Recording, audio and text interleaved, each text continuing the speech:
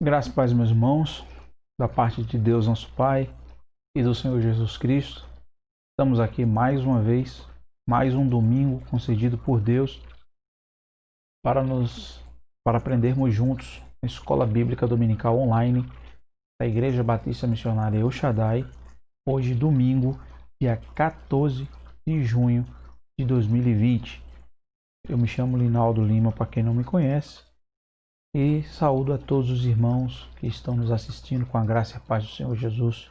Um abraço todo especial para os nossos irmãos da Igreja Batista Missionária Shaddai, da Igreja Batista Missionária em Areinha, da Congregação Batista Missionária Shaddai no Timbi, em Camaragibe, cidade de Pernambuco, e a todos vocês que estão assistindo a essa escola, a essa aula de hoje, da Escola Bíblica Dominical, dando continuidade aos estudos sobre a carta de Paulo aos Colossenses. Hoje nós chegamos na aula de número 6 e no tema de número 5. Hoje falaremos sobre as doutrinas heréticas que estavam tentando permear os irmãos lá em Colossos, a igreja de Colossos. E o que Paulo alerta, e os alertas de Paulo para que os irmãos não entrassem ou não fossem surpreendidos com essas heresias. Então, o tema da lição de hoje é perigo à vista. Peço para que você abra sua Bíblia em Colossenses capítulo 2, e nosso estudo de hoje estará concentrado dos versículos 16 até o versículo 23. Entre os versículos 16 e 23. E nesse momento eu vou lhe dar vamos dar um tempo de uns 3 minutos para os irmãos poderem compartilhar o link dessa live, dessa transmissão, para os irmãos do grupo do WhatsApp, os irmãos da igreja, seu grupo de família. Sempre é bom estar alerta com os ensinos bíblicos sobre doutrinas heréticas, sobre seitas e heresias que muitas vezes chegam até nós fantasiadas até de doutrina cristã. Eu vou dar tempo aos irmãos para que os irmãos possam compartilhar esse link para os demais irmãos. São 2 minutos, faltam 2 minutos, só para a gente poder começar. Louvado seja o nome de Jesus. Colossenses capítulo 2, versículos 16 até o versículo 23. Depois dos 2 minutos nós vamos fazer uma oração. E depois da oração nós faremos a leitura devocional do texto bíblico do nosso estudo de hoje. Chegamos na 6ª aula da carta aos Filipenses, no tema de número 5. Estamos perto de encerrar os estudos dessa carta. Já estamos no versículo. Hoje acabaremos o capítulo 2 e aí só restarão 2 capítulos, corresponderão basicamente a 2 aulas, no máximo 3. Falta 1 minuto para a gente começar a nossa escola bíblica deste domingo.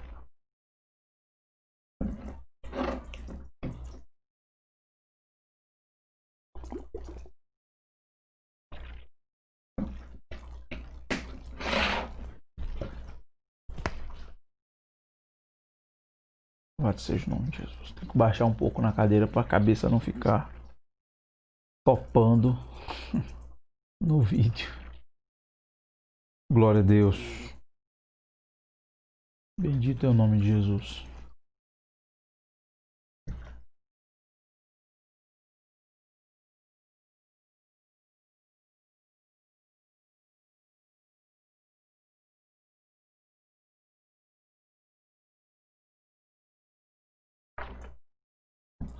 Vamos começar com a oração, agradecendo a Deus pelo privilégio da vida, pelo privilégio de termos aberto os nossos olhos nessa manhã.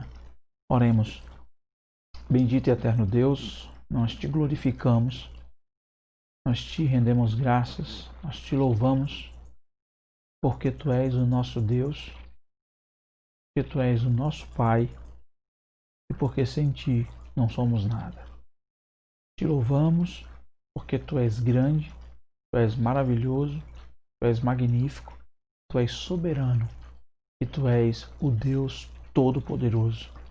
Te louvamos porque Tu és o Senhor que criou os céus e a terra, o mar e todos os seres que neles estão. Tu és o que controla todas as coisas com a palma da Tua mão. Como disse o salmista no Salmo 139, não há como fugir da Tua presença. E por isso eu te louvo, porque Tu és o Deus que criou todas as coisas e todas as coisas estão nuas e patentes diante dos Teus olhos. Te agradeço, Deus, porque esse mesmo Deus que é poderoso, o Senhor que é todo-poderoso, é o Deus que habita no meu coração, pelo plano que o Senhor mesmo articulou, enviando Teu Filho Jesus para morrer no meu lugar. Obrigado pela vida. Obrigado pelo privilégio de abrir os meus olhos nessa manhã e contemplar este dia lindo que o Senhor preparou para cada um de nós. Concede-nos um dia na Tua presença, um dia debaixo da Tua graça, um dia no qual nós Te busquemos e cresçamos na Tua presença. Pai eterno, muito obrigado. Muito obrigado, Senhor, pelo Teu amor, pela Tua grandeza, pela Tua magnificência. Peço-te que o Senhor abra os nossos olhos nessa manhã para aprender a Tua palavra. Compartilha conosco e nos ilumina para entender a verdade na Tua palavra, Pai, para a glória do Teu nome. Sê conosco e fala aos nossos corações. É o que nós te pedimos e desde já te agradecemos. Em nome de Jesus. Amém. Vou mudar a tela aqui para os irmãos, a tela que a gente vai compartilhar com os slides. Enquanto está na tela com o slide principal, vamos ler o texto. Deixa eu já passar aqui. Aqui são os temas. Estamos na antepenúltima lição. E aqui a aula de hoje. Perigo à vista, Colossenses 2, do 16 ao 23. A leitura bíblica da carta diz o seguinte: portanto, ninguém vos julgue pelo alimento ou pela bebida, ou por causa dos dias de festa, ou da lua nova, ou dos shabates, ou sábados, ou descanso, que são sombra das coisas futuras, mas o corpo é de Cristo. Ninguém vos domine a seu bel prazer, com pretexto de humildade e culto dos anjos, metendo-se em coisas que não viu, estando inchado na sua mente carnal, e não ligado à cabeça, da qual todo o corpo, tendo alimento ministrado e unido pelas juntas e ligaduras, cresce em aumento de Deus. Se, pois, estáis mortos com Cristo quanto aos rudimentos do mundo, porque, como se vivesseis no mundo, vos sujeitais às ordenanças, não toques, não proves, não manuseis, as quais coisas todas perecem pelo uso, segundo os mandamentos e doutrinas dos homens. Tais coisas têm de fato alguma aparência de sabedoria, em devoção voluntária, humildade e indisciplina do corpo, mas não são de honra alguma, senão para a satisfação da carne. Vou concentrar as exposições dessa porção do texto do capítulo 2 em cada ponto da lição que nós formos avançando, para nós ganharmos tempo e sermos mais produtivos no desenvolvimento da lição e ficar mais fácil para que os irmãos possam entender. Estou ajeitando aqui a câmera, ajeitei demais, mais aqui para ficar mais centralizado. Vamos mais adiante. A lição, perigo à vista.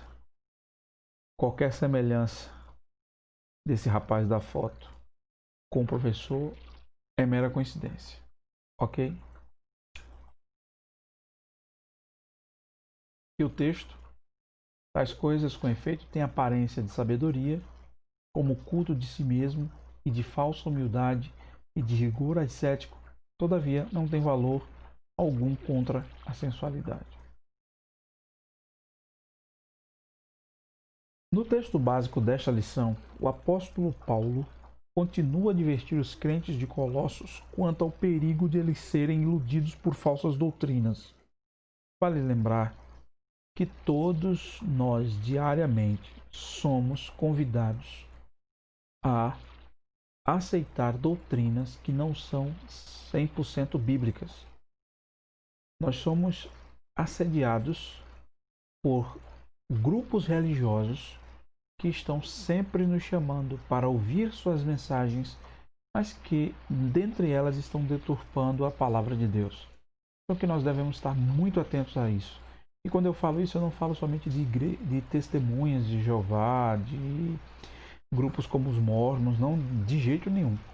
Esses aí já estão escancarados e quem vai conversar com eles precisa estar embasado biblicamente. Eu estou falando de grupos religiosos cristãos que trazem doutrinas falsas. Por exemplo, igrejas inclusivas. Recebi recentemente a postagem de 2 mulheres lésbicas e que usaram textos bíblicos para justificar e para legitimar a igreja que elas fazem parte. Uma é pastora e a outra é esposa da pastora. E aí nós vamos ter 2 pontos importantíssimos para debater aí. Porque os textos que elas usam é o texto que Jesus diz que Jesus morreu na cruz por todos. Isso é uma verdade.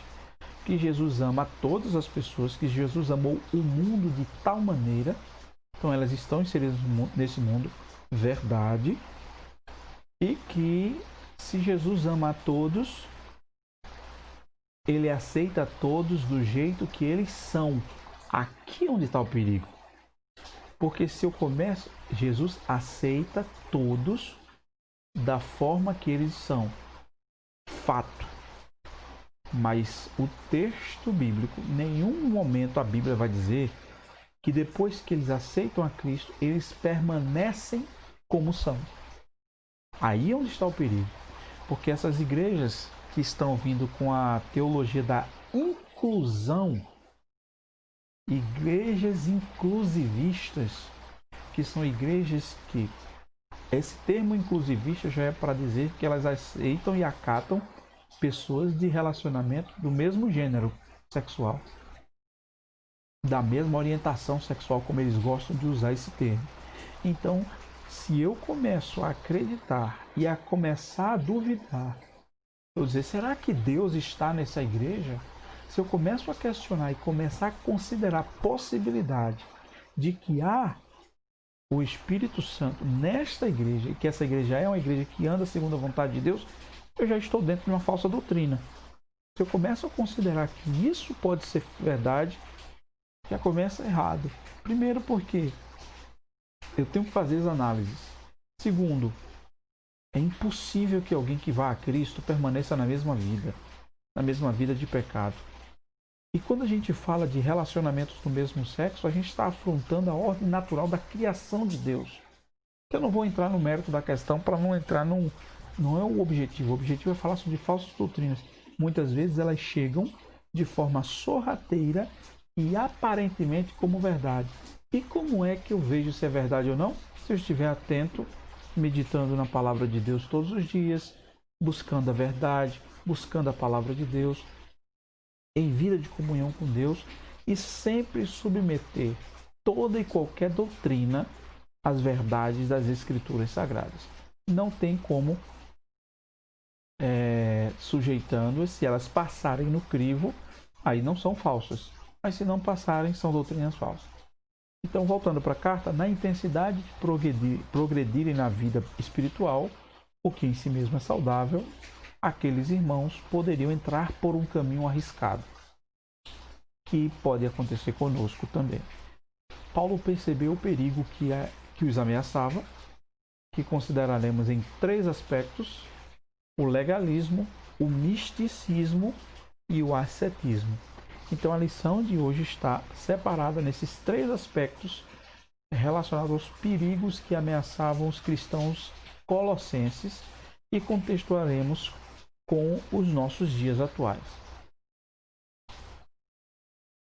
Primeiro ponto, legalismo, versículos 16 e 17, capítulo 2 de Colossenses, versículos 16 e 17. diz o seguinte: portanto, ninguém vos julgue pelo alimento, se você pode comer ou não determinadas comidas, ou pela bebida, se você pode beber ou não, ou por causa dos dias de festa, ou seja, dia de Natal, dia de Ano Novo, dia de São João, dia de Carnaval, né? Não querendo fazer apologia para você brincar o Carnaval, certo? Mas ninguém faça cada dia, faça separação, porque tem pessoas que acham que cada dia tem o seu dia especial. E gente, e há os que acreditam que cada dia são dias normais para adorar a Deus. Ou da lua nova ou dos Shabats, dia de descanso, que são sombras das coisas futuras, mas o corpo é de Cristo. Preste atenção nisso. O legalismo é a religião da realização humana. Quando é que eu digo que algo é legalista? Quando eu pego doutrina bíblica e começo a colocar peso humano sobre ela para que para que o meu ego seja satisfeito. Exemplo: não vos ponhais em julgo desigual. Isso é um texto bíblico. Crente com não crente, crente com incrédulos. Se colocar em julgo desigual. A Bíblia diz que as trevas não se unem com a luz. A Bíblia está falando de modo de vida, comportamento, de visão, de pensamentos. Claro, as trevas não se unem com a luz, cada um está no seu um está vivo, outro está morto, né? E aí o que é que uma igreja começa a fazer? Que a igreja determina que os jovens daquela igreja não podem se relacionar amorosamente com pessoas de outra igreja. Que haja uma orientação para que não tenha relacionamentos com pessoas não cristãs ou que não tenham um relacionamento com Cristo, ainda se há respaldo para embasar esse tipo de doutrina eclesiástica. Mas proibir que o cristão da igreja A namore, noive e case com o irmão da igreja B, que professam a mesma fé em Cristo, mas que são de julgos denominacionais diferentes, é legalismo. É legalismo. Ah, mas eu não concordo. Você pode não concordar, mas é legalismo. Por quê? Porque esse tipo de doutrina beneficiará quem? O ego de quem determinou. Mas não existe nenhum respaldo bíblico para embasar esse tipo de decisão. Outra coisa, a igreja A, o padrão de vestimenta dela é esse: homem de calça, mulher de saia ou vestido. A Bíblia diz que nós devemos nos vestir com decência e ordem. Decência. Quem determina o nível de decência é o Espírito Santo. Se o Espírito Santo é quem determina a decência, então onde é que está a decência? A decência é não infligir, é não despertar no outro desejo, é não despertar nas pessoas a ridicularização do Evangelho, é não despertar nos outros o pecado. Isso é o limite da decência. É vestir algo em que eu sinta que aquilo está agradando a Deus. Então não existe padrão de roupa, porque o padrão é a decência. E a decência é aquilo que agrada a Deus e não desperta no outro a velha natureza. Mas eu não posso determinar o padrão. Quando eu determino um padrão, aí a regra passa a ser minha e eu sou realizado. Eu como pastor, eu como líder eclesiástico. E quando isso acontece legalismo. O legalismo é a religião da realização humana. Eu começo a colocar regras em cima da doutrina por preguiça, ignorância ou maldade na interpretação das verdades das Escrituras Sagradas. Esses três caminhos. Então eu começo a determinar que o padrão de roupa é X e Y. Eu começo a dizer que o irmão tem que casar com o irmão da mesma igreja. Eu começo a determinar que você não pode conversar com pessoas não evangélicas. Eu começo a fazer uma série de determinações que só vão servir para alimentar o ego e as preferências dos líderes, da liderança. E isso é legalismo. Então, o legalismo ele defende que a espiritualidade é baseada nas obras, ou em Cristo mais as obras. Ou seja, além de Cristo, eu tenho que sempre usar ou fazer mais do que os outros para garantir a minha salvação. Então, a salvação já não é mais completa em Cristo, eu preciso fazer algo. Então, as obras que eu faço passam a ter um valor que chegam a ser do mesmo nível da salvação dada em Cristo. Isso é legalismo. Por isso que muitas igrejas ainda têm aquela doutrina de que o seguinte: se Jesus voltar agora, você tem certeza que vai para o céu? Como quem diz assim, se Jesus voltar e você estiver fazendo isso, você vai? Então, esse tipo de pergunta já é uma pergunta de quem ainda não entendeu completamente o Evangelho. Porque quem entende o Evangelho entende e sabe que a prática daquele que nasceu em Cristo não é viver no pecado. E aquele que nasceu e vive em Cristo, ele vai cometer pecados. Mas ele não tem prazer sobre, porque a natureza dele não é mais pecaminosa. Mas ele ainda habita numa carne que é pecaminosa. Então, quando eu começo a fazer questionamentos se eu vou para o céu ou não, se eu cometer tal coisa, eu já estou colocando de que existem obras que precisam garantir a minha salvação. E aí as pessoas e muitas igrejas, até famosas e de cunho pentecostal, elas têm a doutrina de que a santificação é quem respalda a salvação. Como que eu precisasse ser santo, eu preciso ser santo para garantir que aquilo que eu aceitei em Cristo permaneça. Aí vamos usar o texto de Apocalipse, que era um contexto completamente diferente para perseguição, contexto de luta, contexto de guerra, contexto de constante perseguição. Eu começo a usar aquele negócio, o texto daquele que começou a boa obra em mim, ele aperfeiçoará até o dia de Cristo Jesus, para dizer que a boa obra começou quando eu fui salvo, mas ela só vai ser completa se for aperfeiçoada. E o texto não diz isso. Então, isso é legalismo. Nesse caso, a medida da espiritualidade fica na dependência daquilo que o homem é capaz de fazer. E nós já discutimos várias vezes que as obras dos homens o levaram para o inferno e que pela obra ninguém é salvo. Mas o legalismo ele quer resgatar, já naquele que nasceu de novo, a importância das obras para a obtenção da sua salvação. E isso não existe mais. Depois de Cristo, nós já somos nova criatura. Por que somos salvos e por que somos novas criaturas?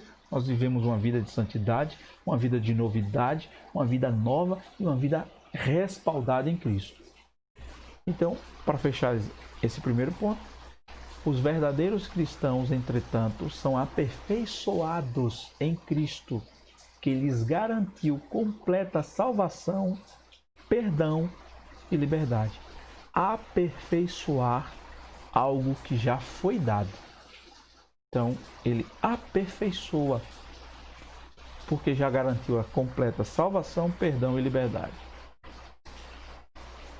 Então, as obrigações impostas, proibição de comida e bebida. Será que você pode comer a comida se ela foi sacrificada ao ídolo? Se você não sabe que ela foi sacrificada e comeu, você está em pecado. A observância de certos dias, olha, você tem que andar aqui, mas no sétimo dia você tem que estar jejuando. Todos os dias eu tenho que orar, tenho que jejuar e tenho que buscar. Agora eu separo um dia para eu cultuar com os meus irmãos, para eu estar me dedicando mais na igreja, fazendo alguma coisa. Mas o legalismo busca proibir. Olha, Semana Santa, só coma peixe. Isso é legalismo. Não existe. Todos os alimentos foram dados como foram colocados como santos, como abençoados diante de Deus. Todos. Olha, você não pode comer sangue porque a galinha cabidela não pode comer sangue, porque foi com sangue que Jesus morreu, mas foi o sangue de Jesus que morreu, e ele considerou puro todos os alimentos. Lá em Atos dos Apóstolos nós vemos isso com muita veemência. Então, não caia nessa. E a observância de certos dias. Outra coisa, a sombra deu lugar à liberdade. O versículo 17 ele diz que o que são sombras de coisas futuras, mas o corpo é Cristo. Ele fala que a observância dos dias e a observância dos dias da bebida e da comida são sombras do que viria, das coisas futuras. Qual era as coisas futuras? O sábado, a observância de comidas por causa do sangue, era a sombra do que viria, porque isso apontava para Cristo. Porque eu não podia comer sangue no Antigo Testamento? Porque era com sangue que o mundo seria salvo. Então o sangue simboliza a remissão dos pecados. Então até Cristo não podia, porque viria alguém que derramaria um sangue inocente para morrer pelos outros.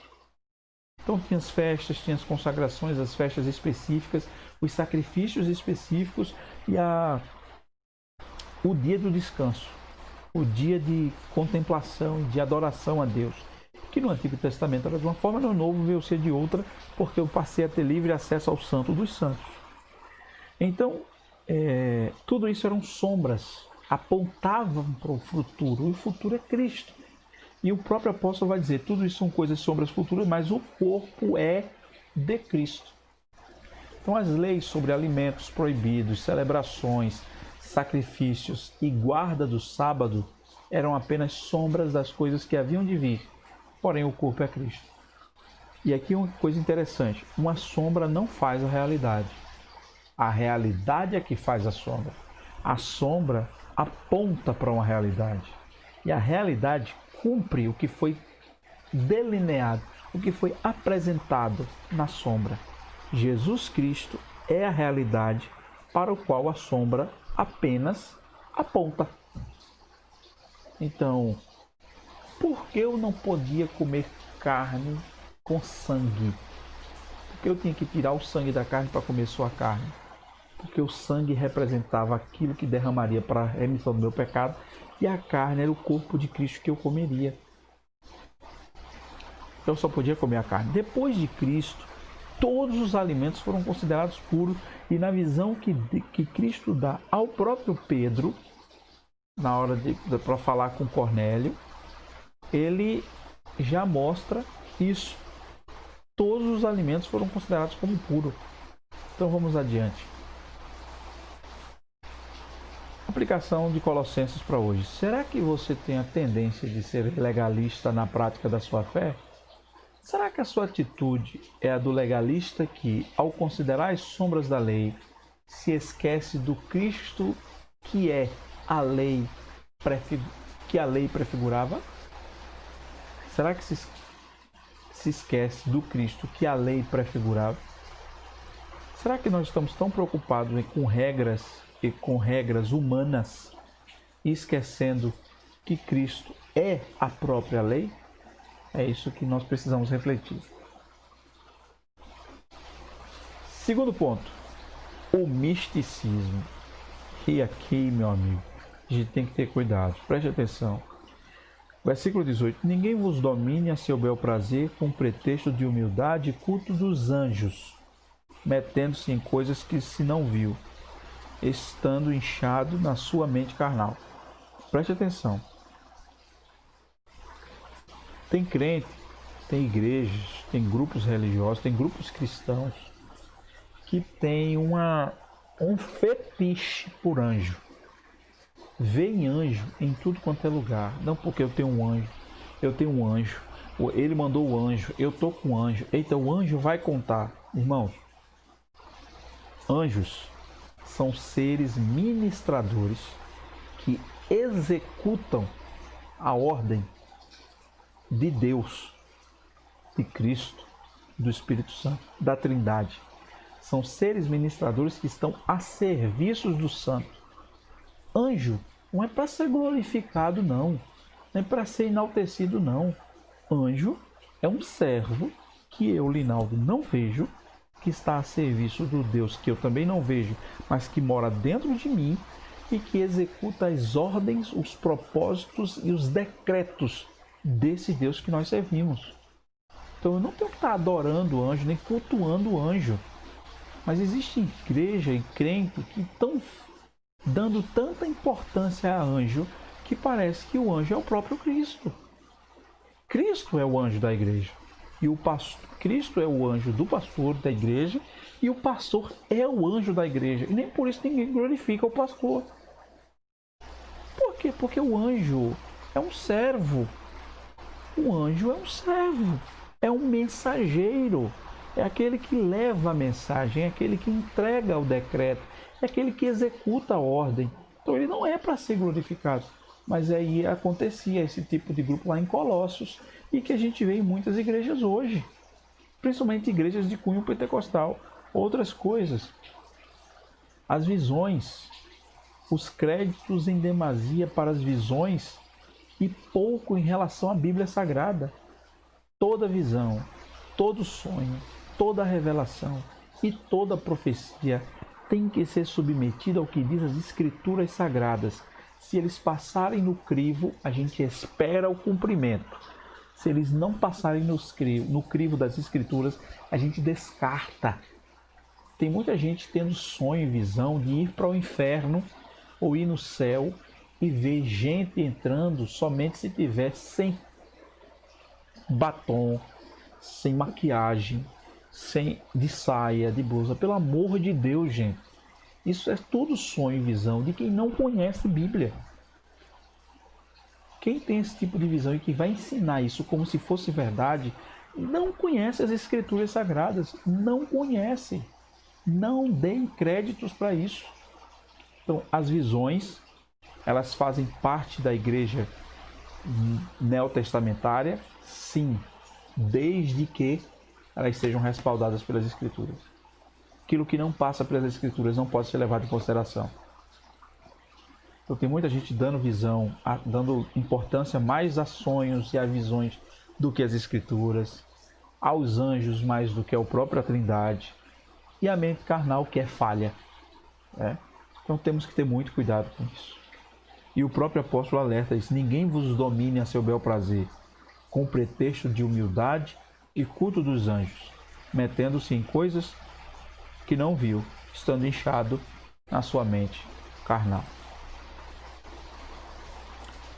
Versículo 19: retenha a cabeça, e não ligado à cabeça, da qual todo o corpo, tendo o alimento ministrado e unido pelas juntas e ligaduras, crescem em aumento de Deus. Ou seja, e não ligado à cabeça, e não retido à cabeça, ou seja, e não preso à cabeça que é Cristo. Tendo ultrapassado a doutrina de Cristo, os falsos mestres de Colossos foram descritos como não retendo a cabeça. Veja que coisa interessante. Reter a cabeça significa estar consciente de que Cristo é a cabeça e de que é necessário viver na dependência dele. Quem não retém a cabeça, reter a cabeça é estar consciente que o cabeça é Cristo e que eu estou na dependência dele. Reter, eu retenho para cima, o cabeça é Cristo. Eu retenho para baixo, estou na dependência de Cristo. Quem não retém a cabeça está questionando. Cristo não é o cabeça. Cristo não domina. Sou eu quem mando. Eu é quem faço. Quem não retém a cabeça está dando lugar às falsas doutrinas. É essa expressão que o apóstolo está ligado. Reter a cabeça é fixá-la. Parar. Eu retenho a cabeça em 2 pontos. Para cima, para dizer que ele é o cabeça da igreja, e para baixo, eu estou submisso ao cabeça, que é Cristo Jesus. Quem não retém é o misticismo. Mas a irmã fulana teve uma visão, e quando ela falou com o irmão fulano e beltrano, se cumpriu. Então eu creio que o que a irmã falou vai se cumprir comigo. Pergunta: você submeteu o que ela falou às Escrituras Sagradas? Sabe se o que ela está falando a Bíblia respalda? Ah, irmão, não sei. Por que não sabe? Porque está dando mais importância à visão, está dando mais importância à profecia, está dando mais importância à revelação do que às escrituras sagradas. Está perdendo tempo ouvindo os outros, esquecendo de ler a fonte da profecia verdadeira e da visão verdadeira que é Cristo, que é a Bíblia Sagrada. Então, se não está, então não está reto na cabeça. É misticismo. Tem muitos crentes que pensam que o Evangelho é macumba gospel, é candomblé gospel, onde tem que ter o mesmo batuque, a mesma gritaria e a mesma profecia. Tem muita gente que está vivendo no Evangelho pensando que o Espírito Santo baixa na pessoa. Ele não baixa.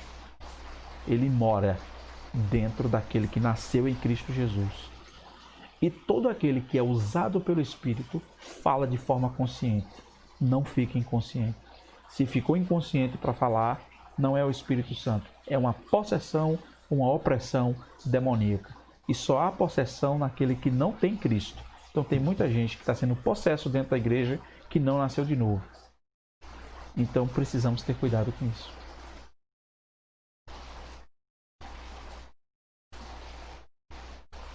Colossenses para hoje. Já estamos no segundo ponto, estamos chegando perto do terceiro. Você se deixa levar por aqueles que anunciam outros meios para o crescimento espiritual, fora do conhecimento de Cristo pela sua palavra? Quais são esses outros crescimentos, esses outros meios de crescimento espiritual? Revelação, profecia, livros auxiliares mais importantes do que a Bíblia Sagrada. Todo e qualquer livro ele pode ajudar, desde que ele se volte para as Escrituras. Há igrejas hoje que estão fundamentadas em livros dos seus fundadores, em doutrinas dos seus fundadores. Igrejas neopentecostais hoje no Brasil, elas são igrejas onde a Bíblia é a segunda palavra que é verdade. A primeira é a do seu pastor. A igreja do pastor, a Igreja Internacional da Graça é assim. A Igreja Universal do Reino de Deus é assim. A Igreja Mundial do Poder de Deus é assim. Várias igrejas. A Igreja Renascer em Cristo é assim. A palavra do líder é a palavra poderosa. A palavra do líder principal, é a palavra a ser ouvida. Não há questionamento se o que ele fala está de acordo com as Escrituras ou não. O que ele fala vira lei e é seguido. As igrejas, Assembleia de Deus de Recife, são assim. As igrejas do pastor João Ribe Pararim são assim. As igrejas Assembleia de Deus Vitória em Cristo são assim. Igrejas cuja palavra do líder é a palavra final daquilo que ele prega. E pouco há questionamento sobre o que ele fala de acordo com as Escrituras. E mesmo que há, ou você se adequa ou você pula fora. Não tem como questionar e não há revisão naquilo que ele prega. Então, precisamos ter cuidado com isso. Não existe outro meio fora do conhecimento de Cristo através da sua palavra. Não existe. Para a Igreja de Cristo. Terceiro ponto, ascetismo, certo? Legalismo, misticismo, sincretismo religioso. Sim, ainda falando sobre o misticismo, ainda tem um ponto. No misticismo, há a barganha com Deus, como se Deus fosse aqueles santos católicos que muitos cristãos, quando eram católicos, faziam. Tem muita gente que negocia com Deus como se Deus fosse o santo que ele servia na Igreja Católica. Então, faz negociação, paga indulgência, porque basicamente é uma indulgência. Senhor, se o Senhor fizer isso, eu te prometo dar isso na igreja. Se o Senhor me der esta bênção, Pai, eu vou retribuir dando X cestas básicas na ONG tal.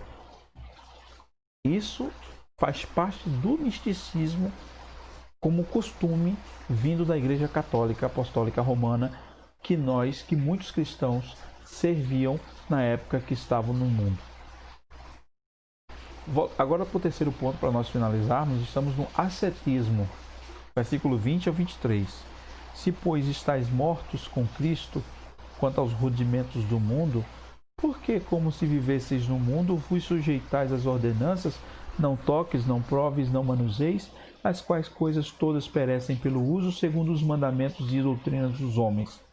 Tais coisas têm, de fato, alguma aparência de sabedoria, em devoção voluntária, humildade e indisciplina do corpo, mas não são de honra alguma, senão para a satisfação da carne.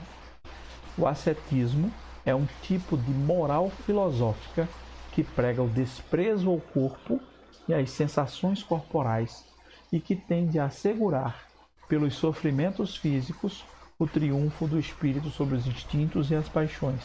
Sabe o que é isso? Aqueles que gostam de pagar penitência quando cometem um erro.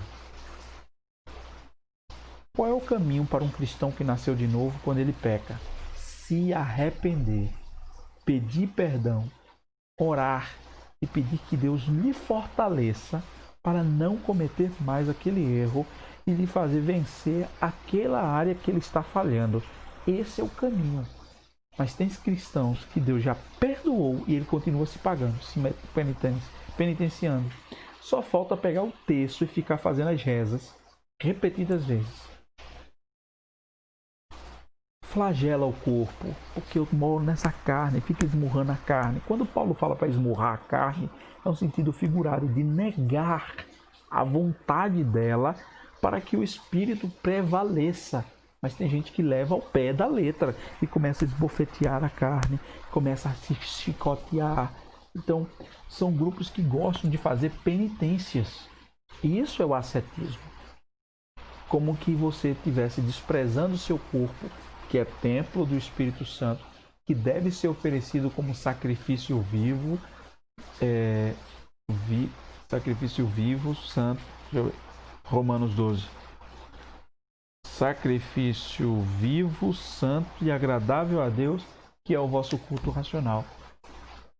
Então, o ascetismo trabalha com a anulação, desprezo por corpo e as sensações corporais, ou seja, negar que você está com fome, negar que você está com desejo, negar que você está com vontade, negar isso, para matar o corpo através de uma autopunição.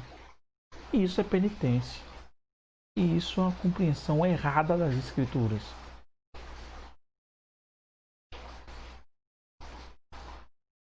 Sistema religioso mundano. A palavra rudimentos é a tradução de stoikeia do grego e pode referir-se aos ritos, cerimônias e ordenanças judaicas pelas quais se pretendia obter o favor de Deus, ou, mais provavelmente, as forças do universo, como o fogo, a terra e a água, a influência das estrelas e os outros supostos poderes que a superstição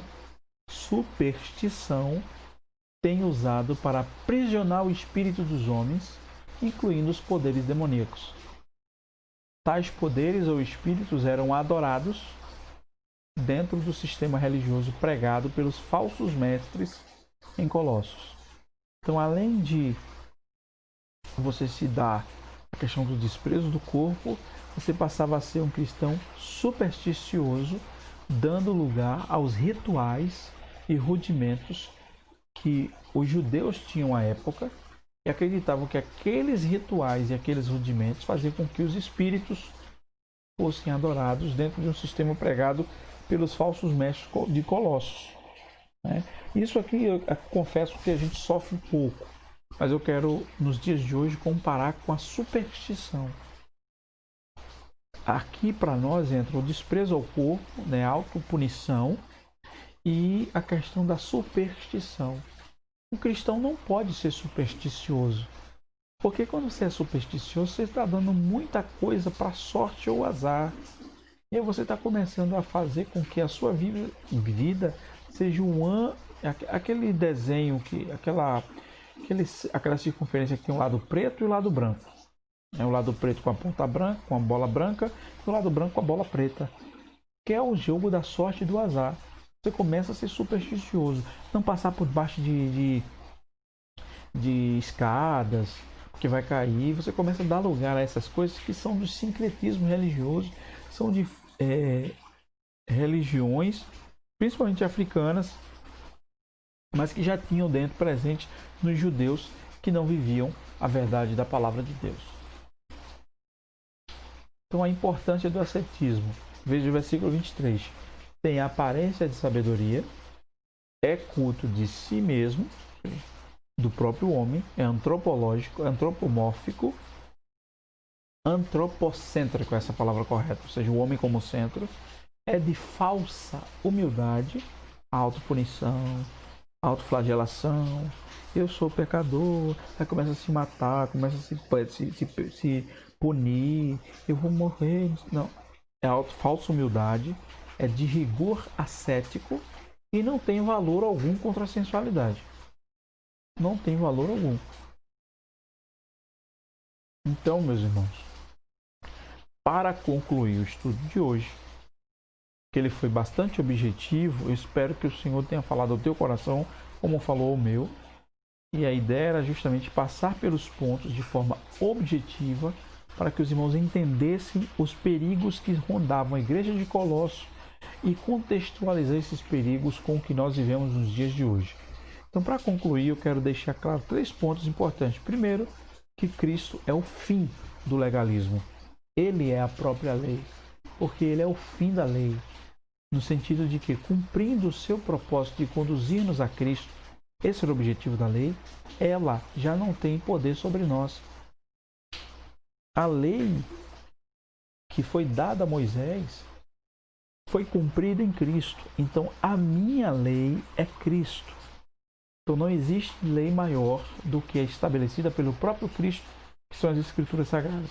Então, não existe esse negócio de estar se sujeitando a doutrinas humanas em cima do que já está escrito nas Escrituras. Porque isso é voltar para a escravidão da qual nós saímos. Segundo, Cristo é o remédio para o misticismo. Aqueles que encontram tudo em Cristo, não precisam mais procurar outro conhecimento ou experiência em qualquer lado. Cristo e a sua palavra são plenamente suficientes. Tudo que nós temos está em Cristo e na palavra de Cristo. Não precisamos de acessórios nem de adereços para viver, se não for somente Cristo. Esse era o lema da Reforma Protestante. Sola Scriptura, somente as Escrituras. Solus Christus, somente a Cristo. Sola Fide, somente a fé. Soli Deo Glória, somente a Deus glória. São 5. Os 5 solas. Sola Gratia, somente a graça. Então, para finalizar, Cristo é a negação do ascetismo. O sacrifício realizado no Calvário é eficaz e suficiente para a nossa salvação.